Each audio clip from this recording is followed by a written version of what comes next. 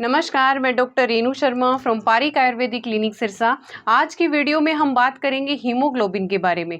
Haemoglobin क्या है?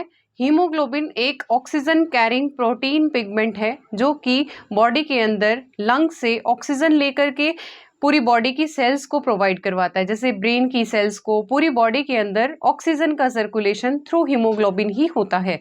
अगर हीमोग्लोबिन की कमी रहती है तो उसको हम एनीमिया बोलते हैं, और अगर हीमोग्लोबिन की एक्सेस अमाउंट बॉडी के अंदर रहती है तो उसको एक डिजीज के नाम से जाना जाता है जिसको पॉलीसाइथेमिया फेरा बोला जाता है। तो आज की वीडियो में हम बात करेंगे एनीमिया के बारे में। एनीमिया क्या है? अगर बॉडी के अंदर हीमोग्लोबिन की लेवल कम है, कम का मतलब अब कैसे जानेंगे कि आपकी बॉडी के अंदर हीमोग्लोबिन का लेवल पूरा है?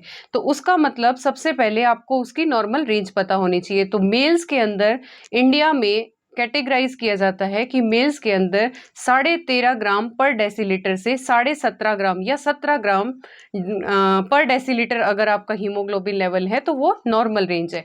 और फीमेल्स के अंदर जाने तो 12.5 ग्राम से लेकर के 16.5 ग्राम या 16 ग्राम तक पर डेसीलीटर तक की जो रेंज है उसको नॉर्मल हीमोग्लोबिन बोला जाता है।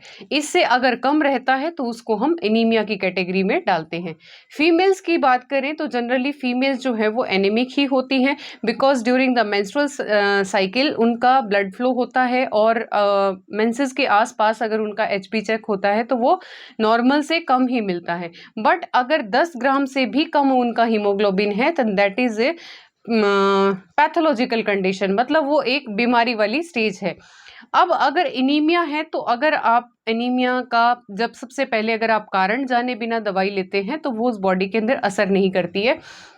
सबसे ज्यादा जरूरी है कि आपको एनीमिया है तो किस कारण से है।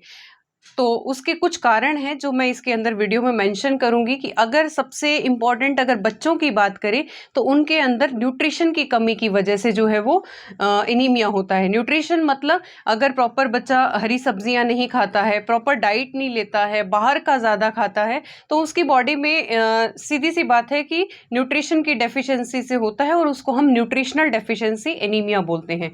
विटामिन B12 की डेफिशिएंसी से अगर होता है तो उसको B12 डेफिशिएंसी एनीमिया कैटेगराइज करते हैं। आयरन की कमी से हो रहा है तो उसको फोलिक एसिड डेफिशिएंसी एनीमिया बोलते हैं। तो इसी तरह से एनीमिया की अलग अलग कैटेगरीज हैं। अगर आपकी आरबीसीज हैं वो सिकल सेल यानी कि सिकल जैसी अगर आरबीसीज बन जाती हैं तो उसमें भी हीमोग्लोबिन जो है वो पिगमेंट ज़्यादा टूटने लगता है और उसमें भी हीमोग्लोबिन की डेफिशिएंसी रहती है। कुछ डिजीज़ भी ऐसी हैं जिसके अंदर जो है हीमोग्लोबिन की डेफिशिएंसी हमें देखने को मिलती है। तो उसमें सबसे मेन अगर हम कैटेगराइज करते हैं तो सबसे ज़्यादा जो CRF का यानी किडनी का जो पेशेंट है उसके अंदर हमें हीमोग्लोबिन का लेवल कम मिलता है। कैंसर का अगर कोई पेशेंट है तो उसके अंदर भी हमें हीमोग्लोबिन कम देखने को मिलता है। अगर कोई लीवर डिजीज का भी पेशेंट है तो उसके अंदर भी हमें हीमोग्लोबिन कम मिलेगा। मलेरिया के बाद अगर आप किसी का हीमोग्लोबिन चेक करवाते हो तो उसमें भी आरबीसीज का हीमोलाइसिस यानी आरबीसीज ज्यादा टूटते हैं, उसकी वजह से भी एनीमिया हो सकता है। स्प्लीन का साइज अगर बड़ा हुआ है, स्प्लीनोमेगाली अगर आपको है तो उसमें भी हीमोग्लोबिन का लेवल आपको कम देखने को मिल सकता है। तो मेरा इस वीडियो में आपको कहने का मेन यही था कि आपको एनीमिया, आपको अगर हीमोग्लोबिन कम है तो पहले आप अपनी जांच उसी हिसाब से करवाएं, उसके बाद आप उसकी मेडिसिन स्टार्ट करें।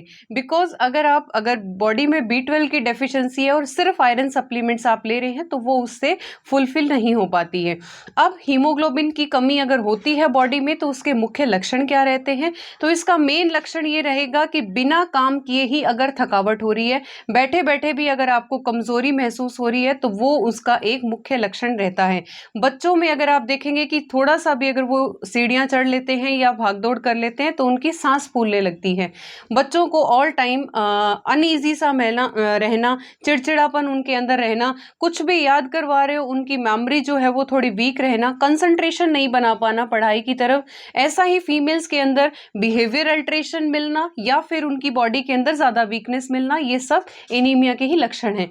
आने वाली अगली वीडियो में मैं आपको कुछ घरेलू उपचार के द्वारा बताऊंगी कि आप अगर एनीमिया से ग्रसित हैं तो आप कैसे दूर करेंगे, कौन सी मेडिसिन आप फॉलो करेंगे। तो जानने के लिए हमारी अगली वीडियो जरूर देखिए। इस वीडियो को ज्यादा से ज्यादा लोगों तक पहुंचाइए। धन्यवाद।